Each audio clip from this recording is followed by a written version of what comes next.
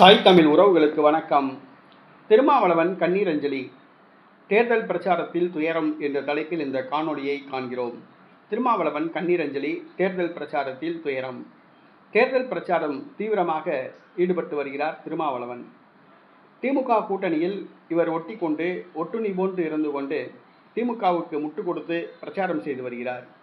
இவருடைய பிரச்சாரத்தில் கலந்து கொண்ட ஒரு 18 வயது இளைஞர் காலமாகியுள்ளார், மரணமடைந்துள்ளார். திருமாவளவன் பிரச்சாரத்தில் கலந்து கொண்ட அஜித் என்ற இளைஞர் திட்டக்குடியில் நடைபெற்ற பிரச்சாரத்தில் கொடிக்கம்பத்தை பிடுங்க முயன்றார். அப்பொழுது கொடிக்கம்பம் மேலே இருந்த மின்சார வயரில் உரசி மின்சாரம் அந்த இளைஞரின் உடலில் பாய்ந்து சம்பவ இடத்திலேயே மரணமடைந்தார். அரசு மருத்துவமனையில் அவருடைய உடல் வைக்கப்பட்டிருந்தது. திருமாவளவன் மற்றும் அமைச்சர் கணேசன் ஆகியோர் நேரடியாக சென்று மலர் வளையம் வைத்து அஞ்சலி செலுத்தினர்.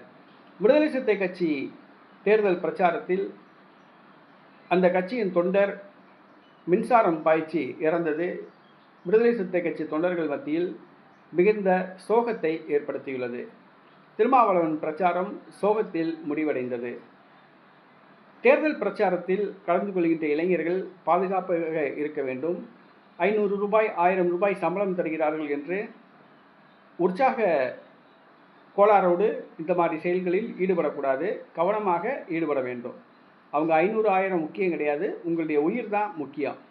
இன்றைக்கி ஆர்வக்கோளாறு காரணமாக ஒரு தொண்டர் ஒருவர் கொடிக்கம்பத்தை பிடுங்க முயன்று மின்சாரம் பாய்ச்சி உடலில் இறந்திருக்காப்புல. இது ரொம்ப ஒரு வேதனையான ஒரு விஷயம்.